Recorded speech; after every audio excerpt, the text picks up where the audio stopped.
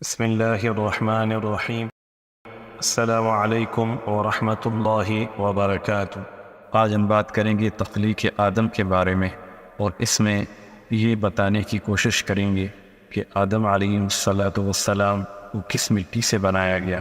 آدم علیہ السلام کا پتلا بننے کے بعد شیطان نے کیا کیا شیطانیاں کی، اور اللہ کا فیصلہ کہ نیک لوگوں کے ہاں بد اولاد اور بد کے ہاں نیک اولاد کو کس طرح پیدا کرنا ہے۔ آدم علیہ السلام کے اندر روح کب پھونکی گئی، آدم علیہ السلام کے جسم میں روح کا داخل ہونا، ان سب کے متعلق انشاءاللہ ہم اس ویڈیو میں روشنی ڈالیں گے۔ اس سے پہلے اگر آپ نے ہماری ویڈیو کو سبسکرائب نہیں کیا تو پلیز اس کو سبسکرائب کر دیں اور بیل کا بٹن پریس کر دیں تاکہ اس طرح کی ویڈیوز آپ تک بر وقت پہنچتی رہیں۔ تو چلیں شروع کرتے ہیں۔ ابلیس کی بادشاہت و امارت ارضی کے زمانہ میں اللہ تعالیٰ نے ہمارے جد امجد ابو البشر سیدنا آدم علیہ السلام کو تخلیق کیا، اور یہ اس وقت ہوا جب ابلیس کی سلطنت و امارت ختم ہونے کے قریب آ چکی تھی۔ نیز اللہ تعالیٰ نے ابلیس کے دل میں چھپے فخر و غرور کو فرشتوں پر آشکار فرمانا چاہا، جسے وہ نہ جانتے تھے مگر اللہ تعالیٰ جانتا تھا۔ اس وقت اللہ تعالیٰ نے سورہ بقرہ کی آیت نمبر 30 میں ارشاد فرمایا، انی جاعل فی الارض خلیفہ، میں زمین میں ایک خلیفہ بنانے والا ہوں۔ جس کے جواب میں فرشتوں نے کہا، اتجعل فیہا من یفسد فیہا ویسفک الدماء، کیا آپ زمین میں کسی ایسے کو مقرر کرنے والے ہیں جو اس کے انتظام کو بگاڑ دے اور خون ریزیاں کرے گا؟ ابن عباس رضی اللہ تعالی عنہ سے اس آیت کی تفسیر میں منقول ہے کہ فرشتوں نے یہ جواب اس وجہ سے دیا تھا کہ زمین پر اس سے پہلے رہائش پذیر جنوں نے فساد برپا کر دیا تھا، خون بہایا تھا اور اللہ تعالیٰ کی نافرمانی کی تھی، لہٰذا اب بھی جو خلیفہ بنے گا وہ بھی تو ویسا ہی کرے گا۔ لہٰذا کہنے لگے، وَنَحْنُ نُسَبِّحُ بِحَمْدِكَ وَنُقَدِّسُ لَكَ، آپ کی حمد و ثنا کے ساتھ تسبیح اور آپ کی تقدیس تو ہم کر ہی رہے ہیں، لیکن اللہ تعالیٰ نے ارشاد فرمایا، انی اعلم ما لا تعلمون، میں جانتا ہوں جو تم نہیں جانتے، یعنی میں ابلیس کے فخر و غرور اور اس کی سرکشی کو جانتا ہوں، اور اس بات کو بھی جانتا ہوں کہ اس کے نفس میں باطل گھر کر گیا ہے اور اسے دھوکہ میں مبتلا کر دیا ہے۔ میں آدم کو پیدا کر کے ابلیس کی سرکشی کو ظاہر کر دوں گا تاکہ تم اپنی آنکھوں سے دیکھ لو۔ جب اللہ تعالیٰ نے آدم علیہ السلام کو پیدا کرنے کا ارادہ فرمایا تو حکم دیا کہ تمام روئے زمین سے مٹی لائی جائے۔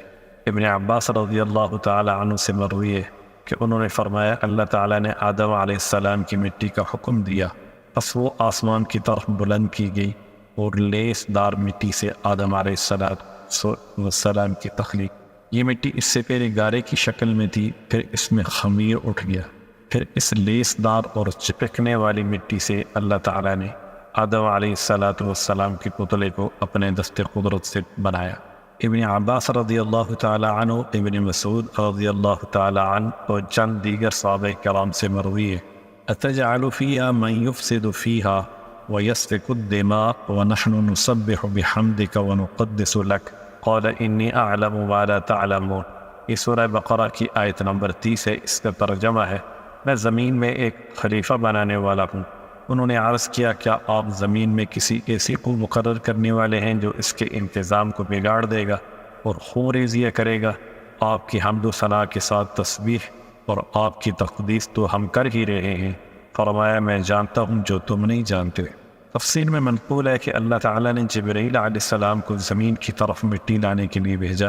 زمین نے کہا، میں پناہ مانگتی ہوں تجھ سے اس بات کی کہ تو میرے اندر سے کوئی چیز کم کرے اور مجھے عیب لگائے۔ پس جبرائیل علیہ السلام واپس لوٹ اور زمین سے کچھ نہ لیا اور اللہ تعالیٰ کے حضور جا کر کہا، اے میرا رب، زمین نے آپ کی پناہ مانگی، میں نے اسے پناہ دے دی۔ اس کے بعد اللہ تعالیٰ نے میکائیل علیہ السلام کو بھیجا، زمین نے ان سے بھی پناہ مانگی، پس انہوں نے بھی پناہ دے دی اور واپس لوٹ آئے اور وہی بات کہی جو جبرائیل علیہ السلام نے کہی۔ اس کے بعد اللہ تعالیٰ نے ملک الموت کو بھیجا، زمین نے ان سے بھی پناہ مانگی، مگر انہوں نے کہا، میں اللہ کی پناہ مانگتا ہوں اس سے کہ میں لوٹ جاؤں اور اللہ کے حکم کی تعمیل نہ کروں۔ پس انہوں نے روئے زمین سے مٹی لی۔ ملک الموت نے ایک ہی جگہ سے مٹی نہ لی بلکہ مختلف مقامات سے سرخ، سفید اور سیاہ رنگ کی مٹی لی۔ یہی وجہ ہے کہ بنی آدم مختلف صفات و مزاج پر پیدا ہوئے، بالکل بہت مختلف قسم کی یہ مٹی لے کر آسمان کی طرف چڑھے اور اسے پانی سے تر کیا یہاں تک کہ وہ لیسدار مٹی بن گئی۔ قرآن کی آیت سورہ حجرات آیت نمبر 26، من حمأ مسنون، اس کا ترجمہ ہے سوکھے گارے سے بنایا۔ حضرت ابن عباس رضی اللہ تعالی عنہ سے مروی ہے کہ اللہ تعالیٰ نے ابلیس کو بھیجا اور اس نے زمین کے اوپر کے حصے عدیم سے ترخ و شیریں مٹی لی جس سے آدم کی تخلیق ہوئی۔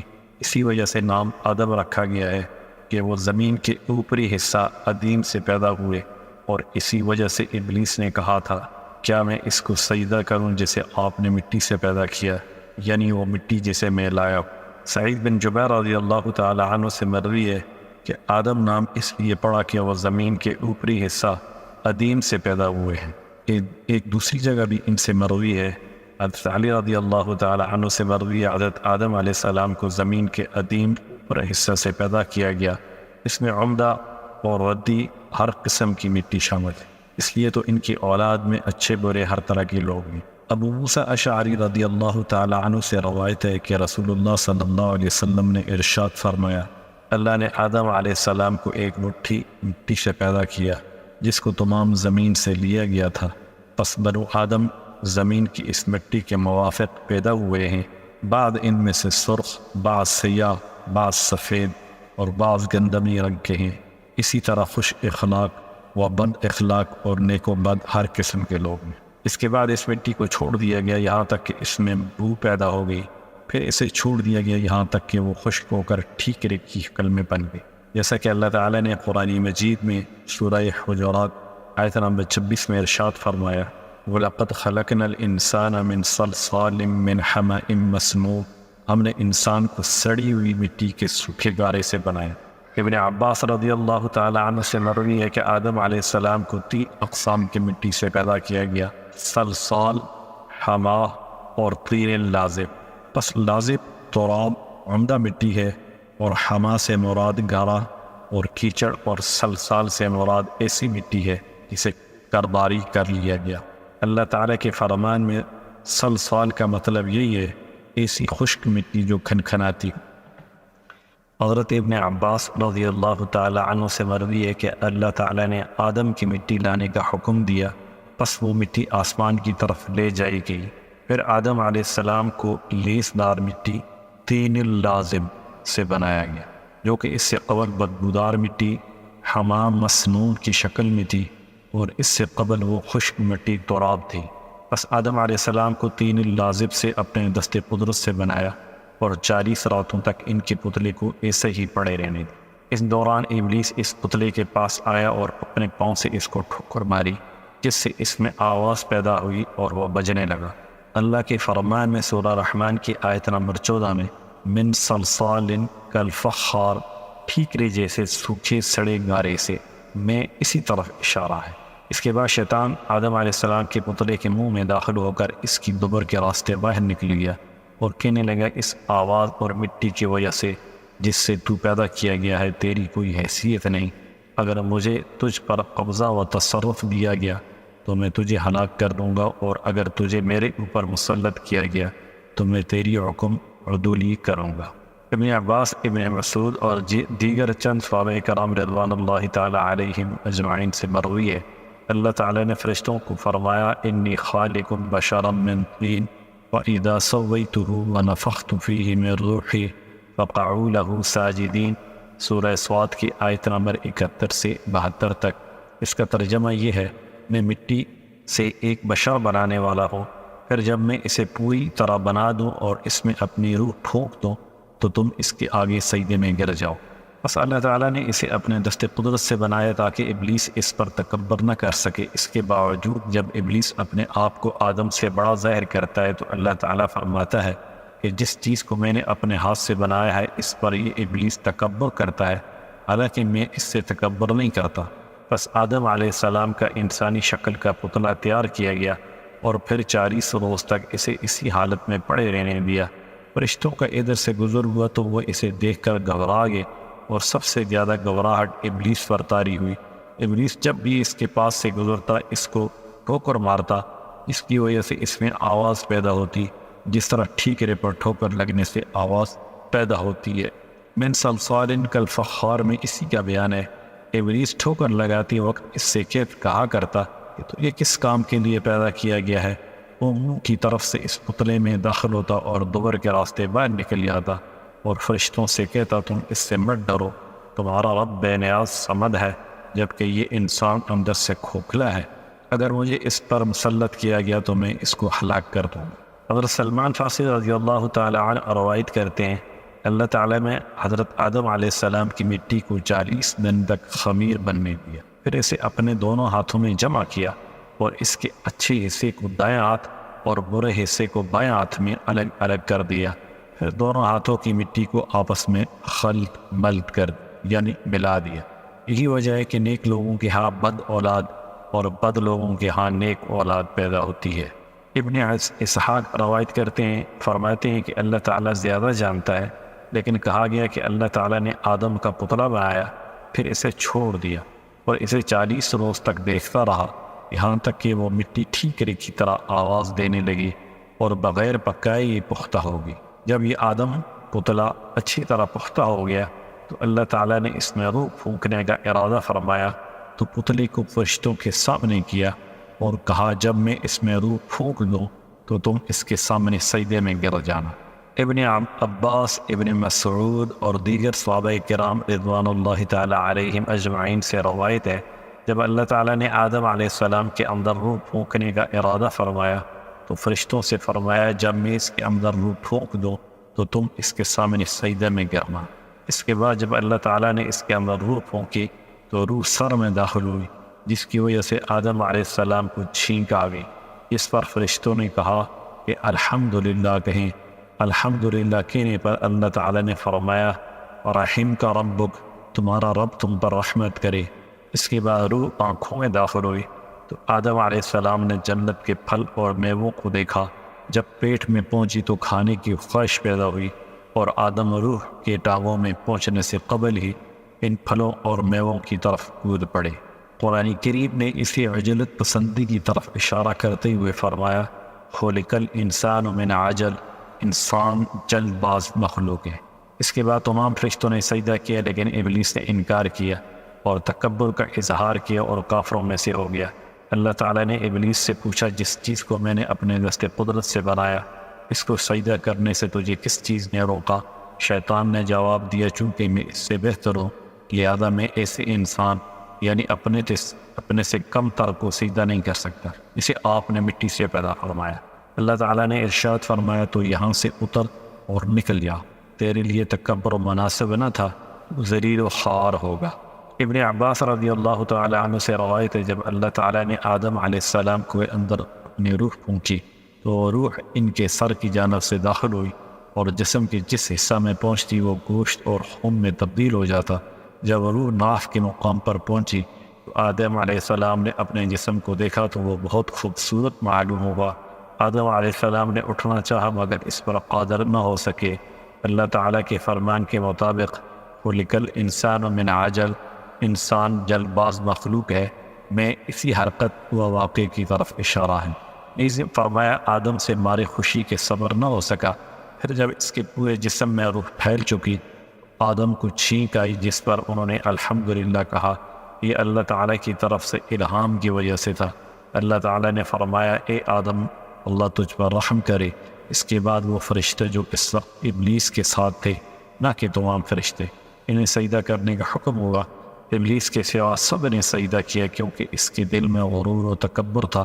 اسی تکبر کی وجہ سے میں اس سے بہتر ہوں اور عمر میں بھی اس سے بڑا ہوں اور خلقت کے اعتبار سے بھی اس سے قوی ہوں۔ آپ نے مجھے آگ سے پیدا کیا اور ایسے مٹی سے، اور آگ مٹی سے قوی ہی ہوتی ہے۔ ابلیس کے سجدہ نہ کرنے سے اور طرح طرح کے اعتراض کرنے پر اللہ تعالیٰ نے اسے ہر خوبی سے محروم کر دیا اور ہر بلائی سے مایوس کر دیا، اسے اپنی بارگاہ سے ددکارا اور شیطان بنا دیا۔ یہ سب کچھ اسی کے ساتھ اس کی نافرمانی کی سزا کے طور پر ہوا۔ محمد بن اسحاق رحمۃ اللہ علیہ سے روایت ہے روح جب آدم علیہ السلام کے سر تک پہنچی تو انہیں چھینک آ گئی۔ اس پر انہوں نے کہا الحمدللہ۔ اللہ تعالیٰ نے جواب میں فرمایا تیرا رب تجھ پر رحم کرے۔ اور فرشتے اللہ تعالیٰ سے کیے گئے عہد کے مطابق آدم علیہ السلام کے سامنے سجدہ میں گر پڑے۔ فرشتے اللہ تعالیٰ کے حکم کو بجا لائے، لیکن ابلیس ان کے درمیان اکڑا ہوا کھڑا رہا۔ اس نے اپنے آپ کو بڑی چیز سمجھا اور اللہ تعالیٰ کے حکم کو نہ مانا اور سجدہ نہ کیا۔ اللہ تعالیٰ نے اس سے پوچھا، اے ابلیس، تجھے کس نے سجدہ کرنے سے روکے رکھا جبکہ تمام فرشتوں نے سجدہ کیا ہے؟ جس کے جواب میں ابلیس نے کہا کہ یہ مٹی سے ہے اور میں آگ سے، آگ مٹی سے بہتر اور قوی ہے، لہٰذا میں اس کو سجدہ نہ کروں گا۔ اللہ تعالیٰ نے ابلیس کی یہ گستاخی سن کر اسے اپنی رحمت سے دور کر دیا اور جنت سے نکلوا دیا۔ حضرت ابو ہریرہ رضی اللہ تعالیٰ عنہ سے روایت ہے، نبی صلی اللہ علیہ وسلم نے ارشاد فرمایا، اللہ تعالیٰ نے آدم علیہ السلام کو اپنے دست قدرت سے بنایا اور ان میں روح پھونکی اور فرشتوں کی ایک جماعت کو حکم دیا کہ انہیں سجدہ کریں، بس انہوں نے سجدہ کیا مگر ابلیس نے سجدہ کرنے سے انکار کر دیا۔ پھر آدم علیہ السلام بیٹھ کے اور انہیں چھینک آئی، جس پر انہوں نے الحمدللہ کہا۔ اللہ تعالیٰ نے جواب میں فرمایا، تیرا رب تجھ پر رحم کرے، اور حکم دیا کہ اے آدم، فرشتوں کے پاس جاؤ اور انہیں سلام کرو۔ بس وہ فرشتوں کے پاس آئے اور السلام علیکم کہا، جس کے جواب میں فرشتوں نے وعلیکم السلام ورحمۃ اللہ کہا۔ پھر وہ اپنے رب کی طرف لوٹ آئے۔ اللہ تعالیٰ نے فرمایا، یہ تمہاری اولاد کا بوقت ملاقات سلام ہے۔ جب اللہ تعالیٰ نے فرشتوں سے کہا، میں زمین میں اپنا خلیفہ مقرر کرنا چاہتا ہوں، فرشتوں نے سابقہ تجربے کی بنا پر کہا کہ کیا آپ ایسے کو اپنا نائب مقرر کرنا چاہتے ہیں جو زمین میں فساد برپا کرے اور خون بہائے؟ حالانکہ ہم آپ کی تسبیح و تحمید اور پاکی بیان کرتے ہیں۔ اللہ تعالیٰ نے جواب میں فرمایا، جو میں جانتا ہوں وہ تم نہیں جانتے۔ لہذا جب سجدہ سے انکاری ہو کر اللہ تعالیٰ کے پوچھنے پر ابلیس نے دل میں چھپا زہر اگل دیا اور اس کا تکبر، خود پسندی اور سرکشی فرشتوں پر عیاں ہوگی، انہیں معلوم ہو گیا کہ ان کے اندر کوئی ایسا نالائق بھی موجود ہے جس میں اللہ تعالیٰ کی نافرمانی اور اس کے حکم کی خلاف ورزی کا مادہ موجود ہے۔ السلام علیکم ورحمۃ اللہ وبرکاتہ۔